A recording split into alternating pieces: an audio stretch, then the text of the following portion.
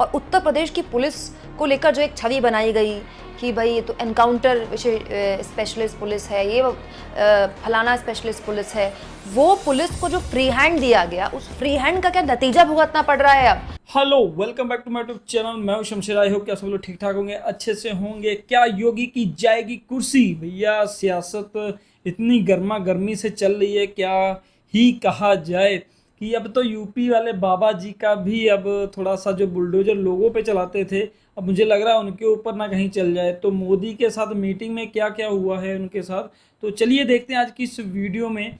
जो कि हमारी जो क्या नाम लेते हैं, हमारी कुमकुम बिनवाल जी की एक वीडियो आई है अभी कितने अभी 4 घंटे पहले आई है, जहाँ 4 घंटे पहले जब मैं ये वीडियो शूट कर रहा हूँ तब की बात कर रहा हूँ। तो देखते हैं क्या होता है इस वीडियो में। तो आ जाइए, फिर चैनल को सब्सक्राइब कर लिया कि नहीं कर लिया, इंस्टाग्राम भी फॉलो जरूर कर लीजिएगा, ठीक है। तो चलिए वीडियो देखते हैं। दोस्तों, हर किसी की नजर इस बात पर है कि मोदी जी के कैबिनेट में किसको कौन सा पद मिलता है। सही बात है। नायडू नीतीश कितनी बार्गेन कर रहे हैं, स्पीकर का पद किसके पास जाता है। लेकिन इस बीच कुछ ऐसा हो रहा है दोस्तों बीजेपी के अंदर जो बड़ा अजीब है। इसीलिए इन खबरों के बीच ये बड़ी खबर छूट ना जाए, मैं आपको इस वीडियो के जरिए इस बड़ी खबर पर अपडेट बता रही हूँ। क्योंकि उत्तर प्रदेश में काबा, अब ये सवाल खड़ा हो गया है कि उत्तर प्रदेश में बाबा टिकेंगे कि नहीं टिकेंगे। आज एक बड़ी अजीब खबर आई दोस्तों। उत्तर प्रदेश के मुख्यमंत्री योगी आदित्यनाथ अपने अधिकारियों, अपने मंत्रियों के साथ मंथन कर रहे थे।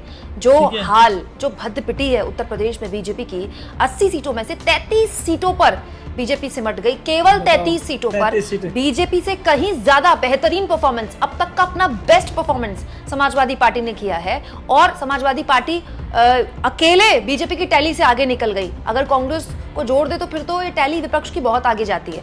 आखिर उत्तर प्रदेश में कहां चूक हुई, इसको लेकर आज योगी आदित्यनाथ अपने मंत्रियों के साथ बैठक कर रहे थे। 1 घंटे में बैठक खत्म हो गई।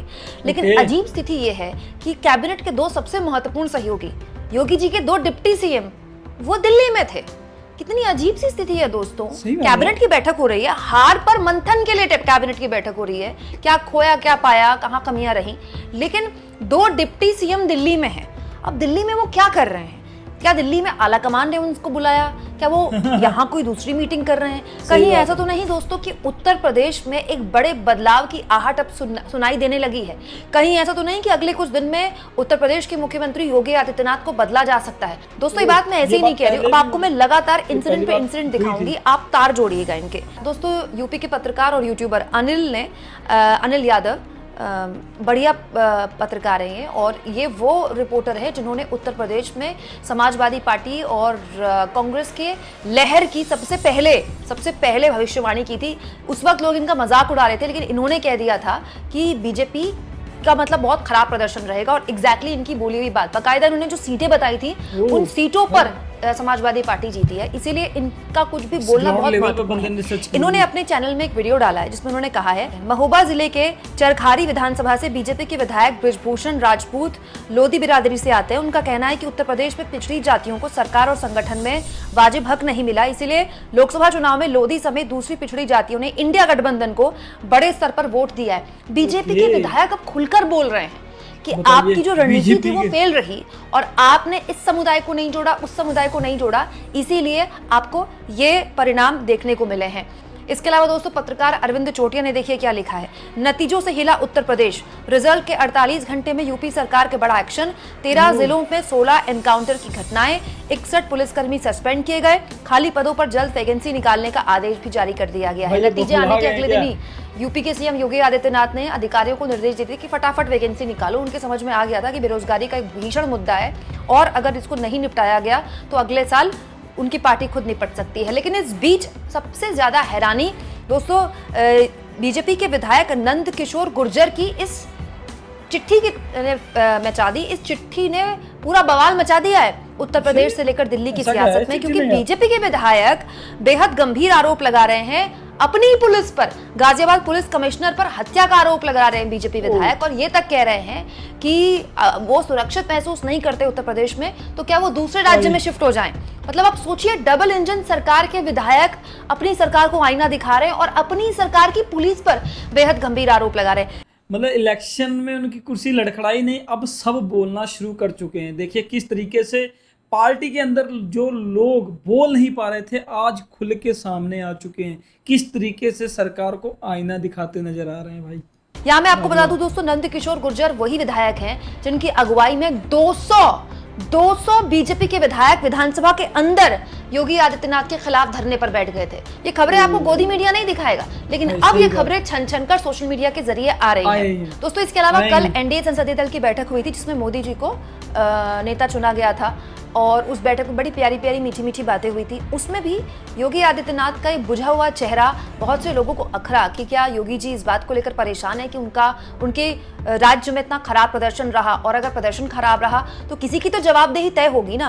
अब जनसत्ता की खबर बताती है दोस्तों कि शुक्रवार को एनडीए संसदीय दल की बैठक जब खत्म हुई तो उसके बाद योगी आदित्यनाथ ने पार्टी नेतृत्व के साथ बैठकर 2 घंटे मीटिंग की है। इसमें पीएम मोदी खुद मौजूद थे, अमित शाह मौजूद थे, जेपी नड्डा मौजूद थे और राजनाथ सिंह मौजूद थे। अब ऐसा तो है नहीं कि योगी जी को डांट लगाई गई होगी, लेकिन कम से कम सवाल तो पूछे गए होंगे ना कि जाहिर तौर पर आप नेतृत्व कर रहे हैं उत्तर प्रदेश में, और यूपी में तो मोदी जी किसी भी रैली में जाते थे तो अपने नाम पर तो वोट मांगते ही थे। योगी जी की खूब तारीफ किया करते थे कि योगी जी ने बढ़िया काम कर दिया, योगी जी ने इतने माफियाओं का सफाया कर दिया, योगी जी की वजह से लॉ एंड ऑर्डर इतना अच्छा हो गया।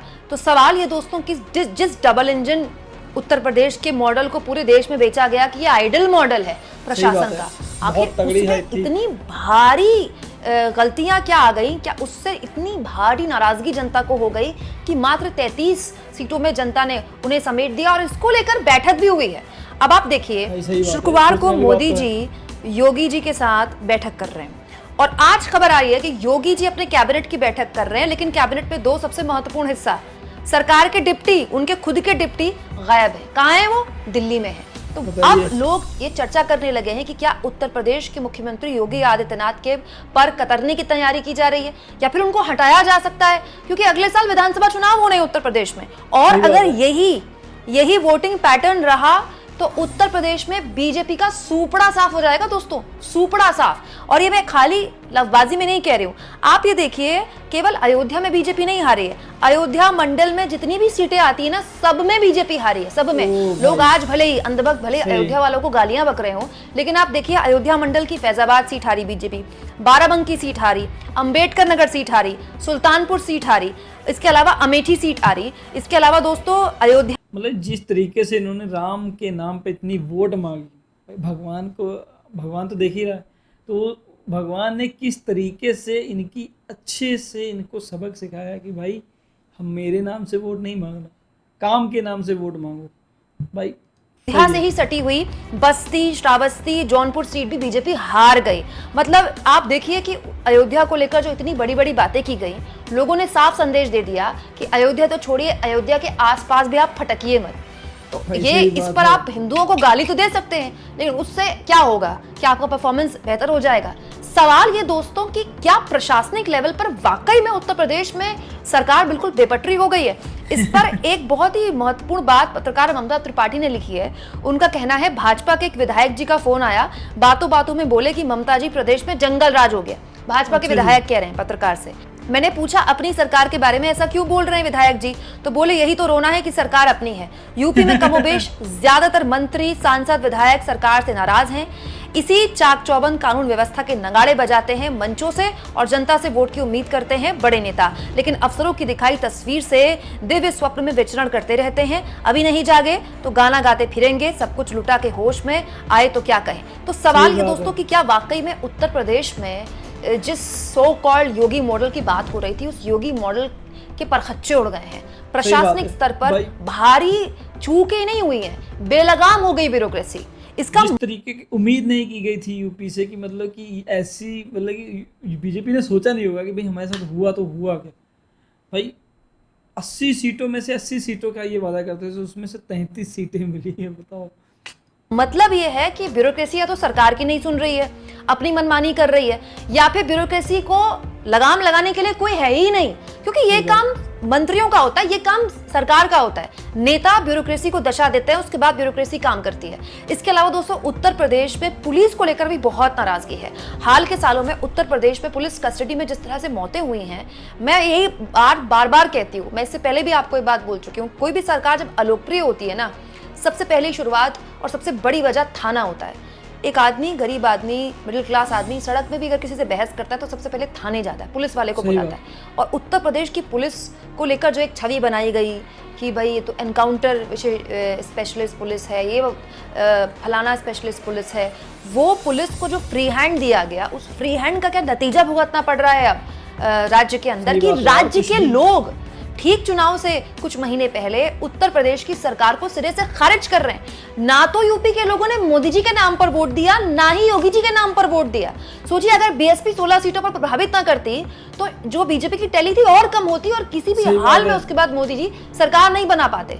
बड़ा सवाल यह है दोस्तों कि इतनी भारी भूलें जो उत्तर प्रदेश में हुई हैं, इसको लेकर कोई तो जवाबदेही होगी। और क्या उसी जवाबदेही को तय करने के लिए योगी जी के साथ बैठक की गई? और योगी जी आज बैठक कर रहे हैं तो जानबूझ कर क्या उनके डिप्टी को दिल्ली बुला लिया गया? दोस्तों, राजनीति में एक दर्शक के तौर पर, एक जनता के तौर पर हमको लगता है ना कि पॉलिटिक्स कांग्रेस बीजेपी के बीच होती है, लेकिन असली पॉलिटिक्स पार्टी के अंदर होती है। पार्टी के अंदर की पॉलिटिक्स से लगातार योगी आदित्यनाथ डील कर रहे हैं। उनके अमित शाह से रिश्ते कैसे हैं ये सब जानते हैं। बहुत से लोग तो ये भी कहते हैं कि बातचीत तक बंद है।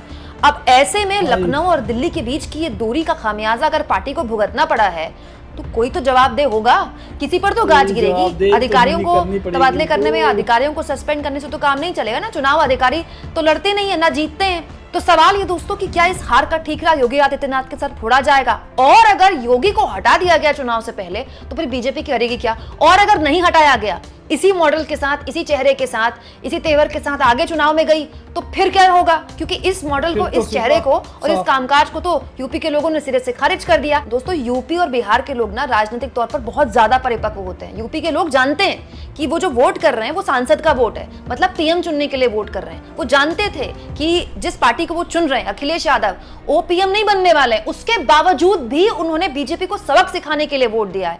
और ये सबक बीजेपी को भारी क्या वाकई पड़ सकता है इस लिहाज से कि योगी आदित्यनाथ को हटाना और ना हटाना दोनों ही बीजेपी के लिए गले की फांस बन जाएगा। आपको क्या लगता है दोस्तों, आने वाले वक्त में उत्तर प्रदेश से क्या वाकई में कोई बड़ी खबर निकल सकती है? कमेंट बॉक्स में जरूर लिखिए। ये वीडियो भाई काफी कुछ कह गई योगी आदित्यनाथ के बारे में। मतलब कि जिस तरीके से, जिस अंदाज से योगी की मुझे लग रहा है कि अब खातिरदारी होने वाली है, तो उस तरीके से योगी जी का तो मुंह लटकना एक लाजमी बात है। क्योंकि हार का पर एक हिसाब से देखा जाए कि जब बीजेपी में हर काम ऊपर से होते हैं, जैसे मोदी जी करेंगे, अमित शाह जी करेंगे, राजनाथ जी करेंगे, तो यहाँ पे योगी जी के सिर ये भांडा किस तरीके से फूटा? क्योंकि यार ऐसा तो है नहीं, अमित शाह ने ऐसा नहीं कहा होगा कि नहीं यूपी से ये बंदा नहीं लड़ेंगे या इसको टिकट नहीं देना। ये उन्होंने अपनी चाणक्य बुद्धि जरूर लगाई होगी, लेकिन तब तो वाह वाही अमित शाह की हो गई। लेकिन अब जब वहाँ से हार गए, यहाँ से यूपी से, तो अब वो सब भांडा योगी जी के ऊपर फूटने वाला है। तो डबल इंजन की सरकार, अब सिंगल इंजन आमने सामने एक एक इंजन होने वाला है। तो क्या होता है इस मतलब कि आगे वाले दिनों के बीच में, अब भाई ये तो मोदी जी और बीजेपी ही जान सकते हैं। हम योगी जी के साथ, जिनके साथ होने वाला वही जान सकते हैं। तो आई होप कि आज की जो ये रिएक्शन वीडियो थी काफ़ी पॉलिटिकल से रिलेटेड और काफ़ी इंटरेस्टिंग वीडियो थी। अगर एंजॉय किया वीडियो को लाइक शेयर कमेंट जरूर कीजिए। हमारे इंस्टाग्राम को फॉलो जरूर कर लीजिएगा। तो मिलते हैं नेक्स्ट वीडियो में एक और अच्छे से रिएक्शन वीडियो के साथ। तब तक के लिए टेक केयर, बाय बाय।